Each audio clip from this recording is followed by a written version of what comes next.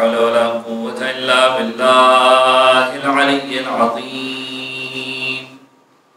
أعوذ بالله السميع العليم من الشيطان اللعين الرجيم. بسم الله الرحمن الرحيم. الحمد لله رب العالمين. الحمد لله استتماما لنعمته واستسلاما لعزته واستعصاما من معصيته واستعينه فاقة إلى كفايته.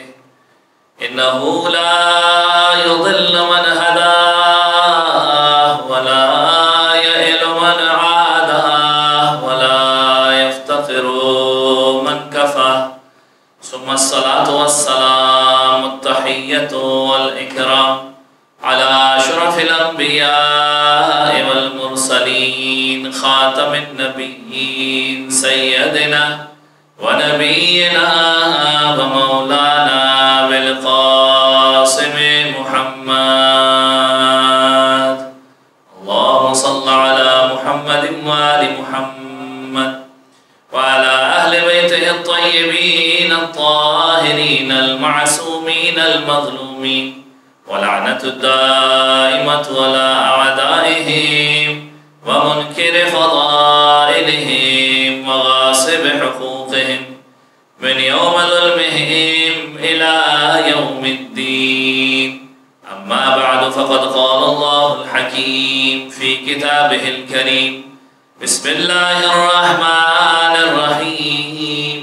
وقال ربكم ادعوني أستجب لكم إن الذين يستكبرون عن عبادتي سيدخلون جهنم داخرين. درود پڑھ دیجئے محمد و آل محمد. اللہم صلی علی محمد و آل محمد. اعزائي کرام قدر، سورہ مبارکہ غافر کی آیت نمبر 60 آپ کے سامنے پیش کی گئی. سورہ مبارکہ غافر کہ جس کا دوسرا نام سورہ مومن بھی ہے، قرآن مجید کا 40واں سورہ ہے، اور اس کی 60ویں آیت کے اندر پروردگار عالم کہتا ہے وَقَالَ رَبُّكُمُ ادْعُونِي أَسْتَجِبْ لَكُمْ. تمہارا رب کہتا ہے کہ مجھے پکارو، میں تمہیں جواب دینے والا ہوں. اور پھر خدا کہتا ہے إِنَّ الَّذِينَ يَسْتَكْبِرُونَ عَنْ عِبَادَتِي، جو تکبر اور غرور کی بنا پر پروردگار عالم کی عبادت سے اکڑ جاتے ہیں، خدا کے سامنے تکبر کی وجہ سے نہیں جاتے، سیدخلون جہنم داخرین، تو بڑے رسوا کن انداز کے اندر وہ جہنم کے اندر داخل ہو جائیں گے. یاد رکھیے پروردگار عالم چاہتا ہے کہ انسان کی بارگاہ میں جب آؤ انکساری کے ساتھ آؤ، سر جھکا کر آؤ. آج عزیزان گرامی شب 8 رمضان المبارک کی گفتگو ہے، اور دعا مانگنے کا سلیقہ، یہ جو ہمارا عنوان ہے اس کے اعتبار سے آج آخری گفتگو. کل میں نے اپنی خدمت میں عرض کیا تھا کہ دعائے کمیل کے اندر کئی سارے ایسے جملے ہیں کہ جو ہم پڑھتے ہیں اور بڑے بہترین قسم کے جملے ہیں. کئی سارے ایسے گناہ ہم کر رہے ہوتے ہیں جس کی وجہ سے بہت سارے معاملات ہمارے خراب ہو رہے ہوتے ہیں. یہ دعا مانگنے کا سلیقہ اہل بیت علیہ السلام سے واقعاً سیکھنے کی ضرورت ہے. خدا کی بارگاہ میں جائیے، جیسے کہ میں نے عرض کیا پچھلی گفتگو کے اندر بھی، اس سے پہلے بھی، کہ خدا کے سامنے ایسے جا کر کھڑے ہو جیسا ایک بھکاری کھڑا ہوتا ہے، فقیر کھڑا ہوتا ہے، مانگنے والا کھڑا ہوتا ہے. اور یقیناً ہم سب خدا کی بارگاہ کے بھکاری ہیں، غداگر ہیں، غلام ہیں. چوتھے امام زین العابدین علیہ السلام صحیفہ کاملہ میں ارشاد فرماتے ہیں فَسَمَّيْتَ دُعَاءَكَ عِبَادَةً، کہ پروردگار تو نے اس دعا کو عبادت کا نام دیا ہے. وَتَرْكُهُ اسْتِكْبَارًا، اور اس دعا کے ترک کرنے کو تو نے تکبر کہا ہے. اور پھر امام فرماتے ہیں وَتَوَعَدْتَ عَلَى تَرْكِهِ دُخُولَ جَهَنَّمَ دَاخِرِينَ، اور تو نے وعدہ کیا ہے کہ اگر تم دعا مانگنے کو ترک کر دو گے تکبر کی وجہ سے تو خدا تمہیں جہنم میں داخل کر دے گا. یہ صحیفہ کاملہ کے اندر چوتھے امام کے جملے اس آیت کی طرف اشارہ ہے جو آپ کے سامنے پیش کی. سورہ مبارکہ غافر، سورہ مبارکہ مومن، آیت نمبر 60۔ یعنی اگر تم عقل کی وجہ سے، غرور و تکبر کی وجہ سے خدا کی بارگاہ میں نہیں جا رہے تو یاد رکھنا جہنم کے لیے اپنے آپ کو تیار کر لو۔ واقعا خدا کی بارگاہ میں جائیے، خلوص نیت کے ساتھ جائیے۔ ایک جملہ میں نے ایک دو گفتگو پہلے آپ کی خدمت میں عرض کیا تھا کہ اگر انسان کی نیت صاف نہ ہو، خبث موجود ہو تو دعائیں قبول نہیں ہوتی۔ یہ دعاؤں کی قبولیت کی شرائط کے اعتبار سے، لیکن یاد رکھیے یہی فرد خدا کی بارگاہ میں رحم و کرم کا سب سے زیادہ محتاج آدمی ہے۔ میرے کہنے کا جو مقصد تھا، کوئی اس کا یہ مطلب نہ لے کہ اگر کوئی ایسا شخص ہے جس کا دل صاف نہیں، وہ خدا کی بارگاہ میں جائے ہی نہیں کہ میری تو دعا قبول ہی نہیں ہونے والی۔ یہ شخص خدا کی توجہ کا زیادہ محتاج ہے، اور یہ شخص بھی جب خدا کی بارگاہ میں جائے گا خدا اس کی بھی سنے گا، لیکن اسے جا کر خدا کی بارگاہ میں مانگنا کیا ہے، یہ سب سے اہم ترین سوال ہے۔ یعنی ایسے شخص کی ذمہ داری کیا ہے؟ ایسے شخص کی ذمہ داری یہ بھی خدا کی بارگاہ میں پیش ہو۔ یاد رکھیے اپنے گناہوں کا سوچ کر یہ دل میں خیال مت لائیے گا کہ خدا میری دعاؤں کو قبول نہیں کرنے والا، وہ بڑا رحیم و کریم ہے، بڑے بڑے گناہ معاف کرنے والا ہے۔ کبھی یہ مت سوچیے گا اپنے گناہوں کو سوچ کر کہ میرا پروردگار میرے گناہ کو تو معاف نہیں کرے گا، میں بہت بڑا گناہگار ہوں۔ نہیں، خدا کی بارگاہ میں پہنچ جائیے، یہ خود پہنچ جانا ایک بہت بڑی نعمت ہے۔ اور دعا قبول نہیں ہو رہی تو اپنا اسیسمنٹ کر کے دیکھیے کہ خرابی کہاں پر ہے۔ اپنی نیتوں کے اعتبار سے اپنا اسیسمنٹ کیجیے، پاکیزگی کے اعتبار سے اسیسمنٹ کیجیے۔ وہ شخص کے جو نیتوں کے اعتبار سے خالص نہیں ہو پائے، پروردگار عالم سے جب دعاؤں کی ابتدا کریں پہلی دعا یہ مانگیں، پروردگار میرے دل کو باطنی غلاظتوں سے پاک کر دے، اے پروردگار میرے دل کو ان خباثتوں سے پاک کر دے، روحانی برائیوں سے پاک کر دے، تاکہ وہ جو خرابیاں جو اس کی دعاؤں کی راہ میں رکاوٹ بنی ہوئی ہیں وہ پروردگار عالم اس کے دل سے ختم کر دے۔ اب آئیے دعائے کمیل کے جملوں کی طرف۔ دعائے کمیل کے اندر جب آپ شروع کے اندر دعا مانگنے کا سلیقہ ذہن میں ہونا چاہیے، جو میں نے ابتدا کی گفتگو کے اندر، دوسری گفتگو کے اندر تقریباً آپ کی خدمت میں عرض کیا، پہلے خدا کی تعریف کرو، پھر اس کی مدح بیان کرو، مدح بیان کرنے کے بعد اہل بیت علیہ السلام کے اوپر درود بھیجو، درود بھیجنے کے بعد اپنے گناہوں کا اقرار کرو۔ یاد رکھیے اپنے گناہوں کا اقرار بہت ضروری ہے، مانگنے کا مرحلہ اس کے بعد کا مرحلہ ہے، یعنی سب سے آخری مرحلے پر اپنی حاجات کو پیش کرنا، لیکن اس سے پہلے اپنے گناہوں کو خدا کی بارگاہ میں پیش کرنا ہے۔ پروردگار میں اس لائق تو ہو جاؤں۔ دعائے کمیل کا اگر انداز دیکھیے، ابتدا کے اندر خدا کی تعریف و توصیف کرنے کے بعد امام کس انداز میں فرماتے ہیں، اللہم اغفر لی الذنوب التی تحت کل عصم، اے میرے پروردگار میرے ان گناہوں کو معاف کر دے جو عصمتوں کو داغدار کر دیا کرتے ہیں۔ اللہم اغفر لی الذنوب التی تنزل النقم، اے پروردگار میرے ان گناہوں کو معاف کر دے کہ جو تیرے عذاب کا مستحق بنا دیتے ہیں، تیرے انتقام کا نازل ہونے کا سبب بن جائے تھے۔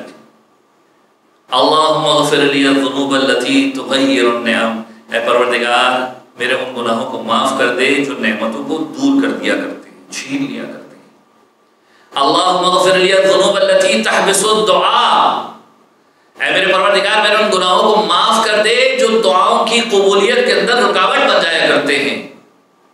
اللہم اغفر لی الذنوب التی تنزل البلاء، اے پروردگار ان گناہوں کو معاف کر دے کہ جو بلاؤں کے نزول کا سبب بنتے ہیں۔ اور کچھ نسخوں کے اندر ایک اور جملے کا اضافہ بھی ہے، اللہم اغفر لی الذنوب التی تقطع الرجاء، اے پروردگار ان گناہوں کو معاف کر دے جو امیدوں کو توڑ دیا کرتے ہیں۔ یاد رکھیے سارے کے سارے گناہ ہیں، کچھ انسان کی عصمتوں کو داغدار کر دیا کرتے ہیں، انسان کی عزت کو ختم کر دیا کرتے ہیں، کچھ ایسے ہیں جو خدا کی بارگاہ میں انتقام کا سبب بنا دیا کرتے ہیں، انتقام کا حقدار بنا دیا کرتے ہیں انسان کو، پروردگار عالم کا عذاب نازل ہو جاتا ہے۔ اب اس کو روایتوں کی روشنی میں دیکھیے، مختصر سی روایتیں آپ کی خدمت میں پیش کروں کہ واقعاً انسان چاہتا ہے کہ اپنی حفاظت کرے تو ان گناہوں کو چھوڑے، اپنی دعاؤں کو قبول کروانا چاہتا ہے ان گناہوں کو چھوڑ دے۔ صادق آل محمد امام جعفر صادق علیہ الصلوۃ والسلام فرماتے ہیں، شیخ صدوق نے روایت کو نقل کیا ہے، فرماتے ہیں نعمتوں کا زوال کہاں سے آتا ہے؟ جب انسان تکبر کرنا شروع کرتا ہے۔ تو غیر النعم کا مطلب کیا ہے؟ مطلب یہ ہے کہ جب تم تکبر کرتے ہو، پروردگار عالم تم سے نعمتوں کو لینا شروع کر دیتا ہے، تم پر نعمتوں کی جو برسات ہو رہی ہوتی ہے وہ ختم ہو جاتی ہے۔ کبھی زندگی کے اندر غرور نہ کرنا، نہ کبھی مال کے اوپر، نہ کبھی مقام کے اوپر، نہ شہرت کے اوپر۔ یاد رکھنا یہ جب انسان اپنے آپ کو عروج کے مقام پر سمجھنے لگے تو یاد رکھو اس کا زوال شروع ہو چکا ہے۔ ایک دانشور کے جملے تھے، کسی نے معصوم سے بھی منسوب کر کے بیان کیے تھے، لیکن میں بہرحال احتیاط سے کام لیتے ہوئے کہ جب کسی نے پوچھا کہ یہ بتائیے انسان کا زوال کب شروع ہوتا ہے، تو جواب یہ دیا گیا کہ انسان کا زوال اس وقت شروع ہوتا ہے کہ جب وہ اپنے آپ کو عروج پر سمجھنا شروع کر دے، جب اپنے آپ کو اونچا سمجھنا شروع کر دے گا، اس کا مطلب زوال شروع ہو چکا ہے۔ کبھی دماغ میں خیال مت لانا کہ تم سب سے بہتر ہو، تم سب سے اونچے ہو۔ چھٹے امام فرماتے ہیں نعمتوں کا زوال تکبر کی وجہ سے آتا ہے۔ پھر فرماتے ہیں کچھ کام ایسے ہوتے ہیں جس کی وجہ سے انسان کو پچھتانا پڑتا ہے، کسی کو ناحق قتل کرنا، کسی کی جان لے لینا، انسان ہمیشہ پچھتاتا ہے۔ پھر فرماتے ہیں خدا کا عذاب نازل ہوتا ہے، تنزل البلا یا تنزل النقم، انتقام پروردگار کا باعث بنتا ہے۔ کب؟ کہ جب انسان کسی کے اوپر ظلم کرتا ہے۔ یاد رکھیے ظلم وہ گناہ ہے کہ روایتوں کے اندر جملے ملتے ہیں کہ جو ظلم کرتا ہے اس کے اثرات دنیا میں دیکھ کر جاتا ہے۔ معصوم کی روایت کے جملے ہیں اور اس طرح کی کئی روایتیں ہیں۔ جس نے ظلم کیا اثرات ضرور دیکھے گا، ایک مقام سے نہیں تو دوسرے مقام سے، لیکن اثرات ضرور دیکھے گا۔ پھر فرماتے ہیں جس کی وجہ سے عصمتوں کے پردے ہٹ جایا کرتے ہیں، تمہاری عزتیں خراب ہو جایا کرتی ہیں، وہ ہے شراب نوشی۔ کہنے کو انسان کہتا ہے شراب ہی تو پی، تھوڑی سی تو پی۔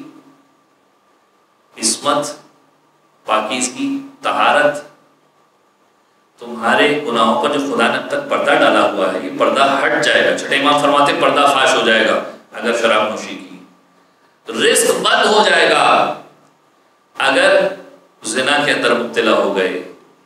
اور یہ زنا ذہن میں رہے کہ زنا آنکھوں کا بھی ہوتا ہے، زبان کا بھی ہوتا ہے، کانوں کا بھی ہوتا ہے، اس کے بارے میں بھی مختلف روایتیں موجود ہیں۔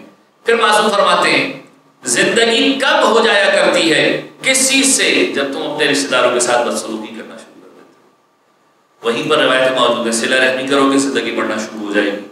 اور پھر اس کے بعد فرماتے ہیں تمہاری دعائیں قبول کیوں نہیں ہوتی؟ ایک اہم ترین کیفیت جس کی طرف لوگوں کی توجہ بھی نہیں ہوتی، والدین کی نافرمانی کرو گے دعائیں قبول نہیں ہوگی۔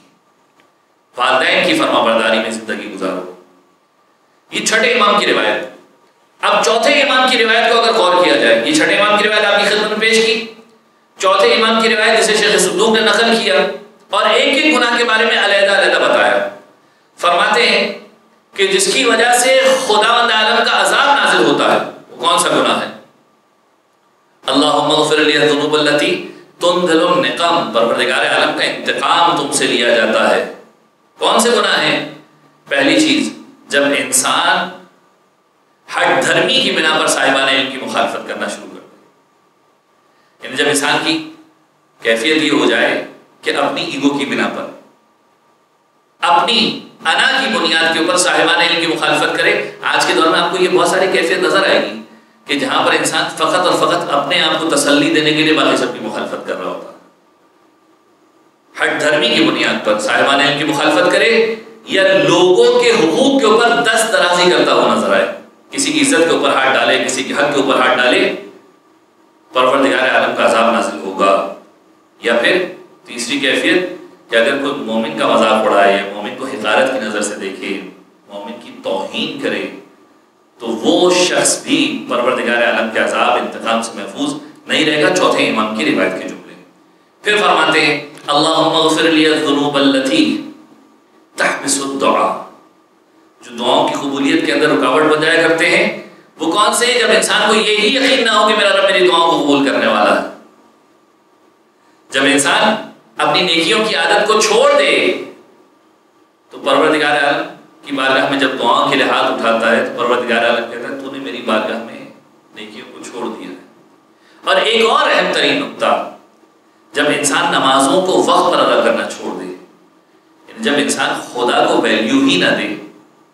یاد رکھیے کتنے سارے ایسے لوگ ہیں جو اسی وقت آخر میں جا کر نماز پڑھتے اور عجیب و غریب دلیلیں پیش کرتے ہیں. کوئی کہتا ہے کہ خداوند عالم ابتدا میں بڑا مصروف ہوتا ہے.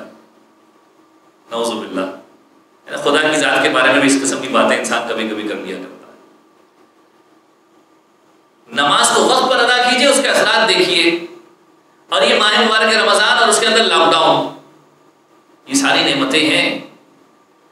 اپنی نمازوں کو وقت پر ادا کیجئے، اپنی زندگی کے اندر، اپنے کردار میں، اور خود قلب کے اعتبار سے اطمینان کی کیفیت کو آپ محسوس کریں گے. اور خود یہ رمضان ایک بہت بڑا پیغام ہے ان لوگوں کے لیے جو فجر کی نماز عام دنوں کے اندر قضا کر دیا کرتے ہیں. جب پوچھتے ہیں تو کہتے ہیں مولانا صبح آنکھ نہیں کھلتی.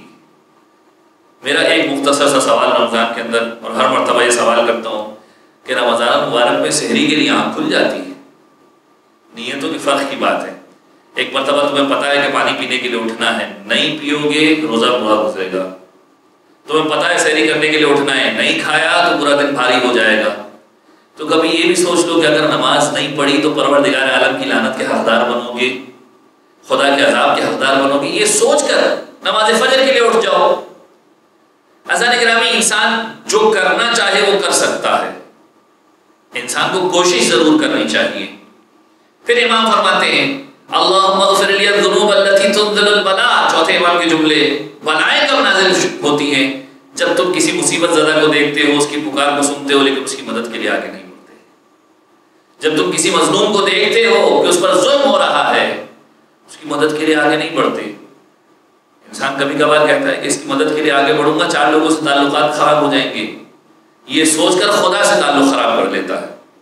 پھر فرماتے ہیں امر بالمعروف اور نہی عن المنکر میں جب تم غفلت کرنا شروع کر دیتے ہو، ذہن میں رہے کہ امر بالمعروف نہی عن المنکر اسی وقت کرنا ہے کہ جب آپ کو پتا ہو کہ امر بالمعروف اور نہی عن المنکر ہے کیا. اچھائی کے بارے میں پتا ہو، برائی کے بارے میں پتا ہو. جب نہیں پتا ہو تو سکھانے مت چلیے کسی کو. اب یہاں تک بات آ گئی. ایک اور روایت کا جملہ سنیے، چوتھے امام کی ہی روایت کا جملہ ہے. عام طور پر لوگ سوال کرتے ہیں رزق کی تنگی ہو گئی، رزق کی پریشانی ہو گئی. امام فرماتے ہیں کچھ گناہ ایسے ہیں، اب سنیے بڑے امپورٹنٹ جملے، کچھ گناہ ایسے ہیں کہ جس کی وجہ سے رزق انسان کے اندر، انسان کے لیے رزق کو تنگ کر دیا جاتا ہے، رزق کو بند کر دیا جاتا ہے. کون سی چیزیں ہیں؟ بڑی پریکٹیکل چیزیں ہیں اور شاید ہم میں سے ہر کوئی سے انجام بھی دے رہا ہے. امام فرماتے ہیں اپنے آپ کو فقیر اور محتاج ظاہر کرنا جبکہ تم خود فقیر و محتاج نہیں ہو. آج دنیا میں چلے جائیے، مجھے بتائیے کون سا ایسا شخص ہے جو خوش ہو، جس کے پاس سارا کھانا موجود ہے، ہر وقت کا کھانا موجود ہے، وہ بھی شکایتیں کرتا ہوا نظر آئے گا. خداوند عالم امام معصوم کے جملوں کو سمجھنے کی کوشش کیجیے. امام معصوم پیغام کیا دینا چاہ رہے ہیں؟ تم جب خدا کے سامنے اپنے آپ کو فقیر ظاہر کرتے ہو تو گویا اپنے رزق میں کمی کر رہے ہوتے ہو کہ خدا نے تمہیں اتنا دیا پھر بھی تم فقیر بن رہے ہو. اپنے آپ کو فقیر ظاہر کرنا. اور پھر دوسرا، غروب آفتاب کے وقت اور طلوع آفتاب کے وقت سوتے رہنا. یہ کام بھی بہت سارے لوگ کرتے ہیں.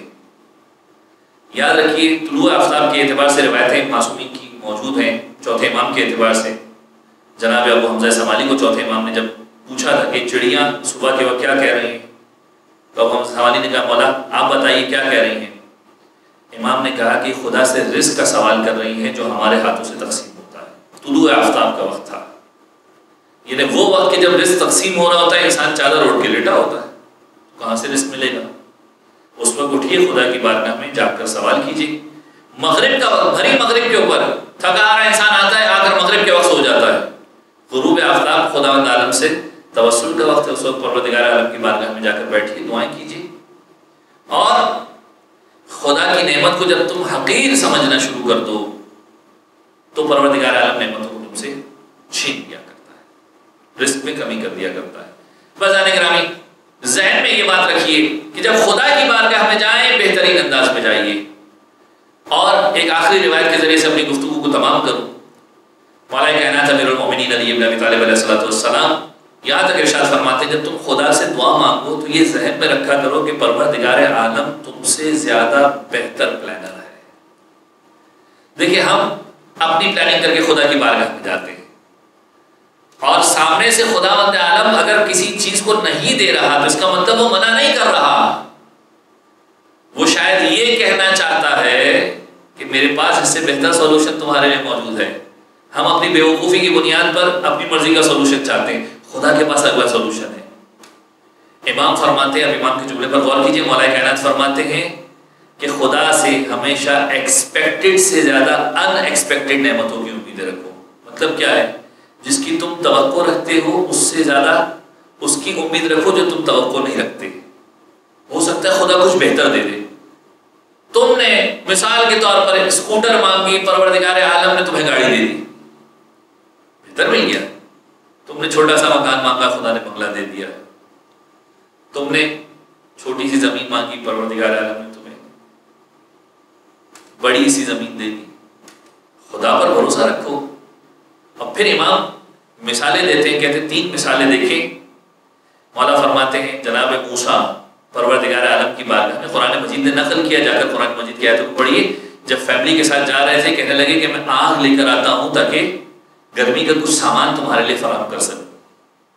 کوئی طور پر گئے تھے آگ لینے کے لیے, پروردگار عالم نے جناب موسیٰ کو نبوت دے کر بھیج دیا. گئے تھے روشنی لینے کے لیے, آگ لینے کے لیے, اور پروردگار عالم نے نبوت عطا کر دی. انہیں توقع چھوٹی تھی, خداوند عالم نے بہت کچھ عطا کر دیا. پھر امام فرماتے ہیں کہ ملکہ سبا, جس کا تذکرہ قرآن مجید کے اندر آیا, جو بلقیس تھی, تخت بلقیس جو تھا, اپنا تخت واپس لینے کے لیے آئی تھی. لیکن جب جناب سلیمان کی خدمت میں آئی تو تخت کے علاوہ ایمان کی سلامتی لے کر چلی گئی, مومنہ بن کر چلی گئی. جناب سلیمان کے اوپر ایمان لے کر آ گئی. آئی تھی تخت لینے, پروردگار عالم نے ایمان سے سرفراز کر دیا. پھر امام فرماتے ہیں موسیٰ کے دور میں جو جادوگر تھے فرعون کے, وہ آئے تھے مقابلہ کرنے کے لیے رسیاں لے کر, لیکن آخر میں کیا ہوا؟ پروردگار عالم کی وحدانیت پر یقین لے کر گئے. تو اسی طریقے سے پروردگار عالم کی بارگاہ میں جب تم جا رہے ہو, تم کچھ مانگ رہے ہو, لیکن پروردگار عالم تمہیں کیا دینے والا ہے؟ یاد رکھو پروردگار عالم ہمیشہ تمہارے مانگے سے بہتر دے گا جو تمہارے لیے بہتر ہوگا. اور انسان اسی پر بھروسہ رکھے کہ میرا پروردگار میرے لیے بہتر فیصلہ کرنے والا ہے. اس دعا کے ساتھ آج یہ عنوان اپنا مکمل ہوا. اس دعا کے ساتھ کہ بار اللہ تجھے واسطہ محمد و آل محمد کا جو مومنین جو حاجات لے کر تیری بارگاہ میں آئے ہیں, تمام مومنین کی حاجات کو پورا فرما. کئی سارے مومنین نے اپنی دعاؤں میں ہمیں یاد رکھنے کو کہا, بار اللہ تمام مومنین کی دعاؤں کو قبول فرما. بار اللہ تجھے واسطہ محمد و آل محمد کے زمانے کے امام کے صدقے میں تمام عالم اسلام کو, تمام انسانیت کو اس وبا سے محفوظ فرما. زمانے کے امام کے ظہور میں تعجیل فرما, ہمیں ان کے اعوان و انصار میں شمار فرما. ربنا تقبل منا انک انت السمیع العلیم وتب علینا انک انت التواب